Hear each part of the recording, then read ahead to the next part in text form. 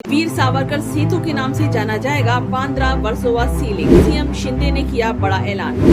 स्वातंत्र्यवीर सावरकर वांद्रे वर्सोवा ये समुद्र सेतु का नामकरण करने का भी निर्णय लिया है। महाराष्ट्र सरकार ने रविवार को बड़ा ऐलान किया है। सीएम एकनाथ शिंदे ने वीर सावरकर की जयंती के मौके पर घोषणा करते हुए कहा, 15 वर्सोवा सी लिंक का नाम वीर सावरकर के नाम पर होगा। ये अब वीर सावरकर सेतु के नाम से जाना जाएगा। महाराष्ट्र की राजनीति में वीर सावरकर का अहम स्थान है। महाराष्ट्र सरकार ने रविवार को सावरकर जयंती के मौके पर बड़ा ऐलान किया है। सीएम एकनाथ शिंदे ने घोषणा करते हुए कहा, 15 वर्सोवा सी लिंक का नाम वीर सावरकर के नाम पर होगा। इसे अब वीर सावरकर सेतु के नाम से जाना जाएगा। बता दें कि रविवार 28 मई को स्वतंत्रता सेनानी वीर सावरकर की 140वीं जयंती मनाई गई है।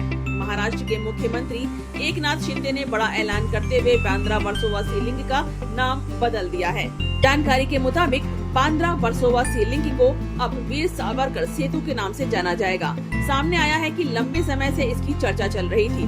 पहले ही कहा जा रहा था कि राज्य सरकार 15 वर्सोवा सी लिंक का नाम बदलेगी। ऐसे में अब वीर सावरकर जयंती पर इस सी लिंक का नामकरण कर दिया गया है।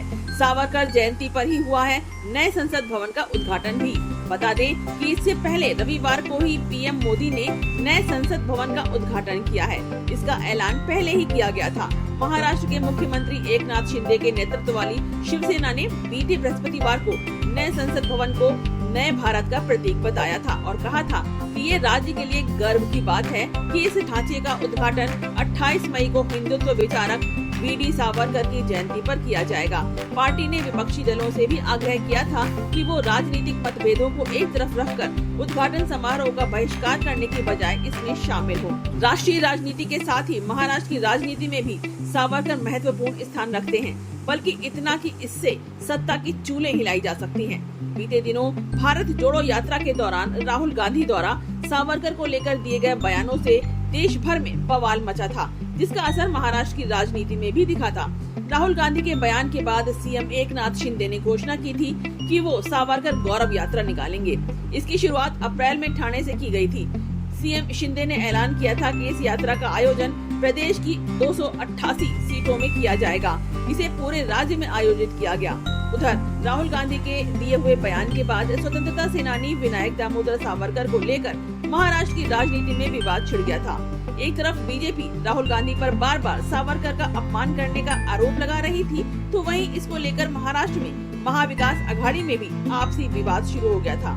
जिसके बाद राष्ट्रवादी कांग्रेस पार्टी यानी एनसीपी सुप्रीमो शरद पवार ने मध्यस्थता करते हुए राहुल गांधी को चुप्पी साधने की सलाह दी थी। इस बीच शरद पवार ने कहा था कि सावरकर के देश के स्वतंत्रता संग्राम के लिए बलिदान को कोई भी नजरअंदाज नहीं कर सकता है, लेकिन उनके बारे में असहमति को आज एक राष्ट्रीय मुद्दा नहीं बनाया जा सकता, क्योंकि ध्यान केंद्रित करने के लिए और भी कई अहम मुद्दे हैं।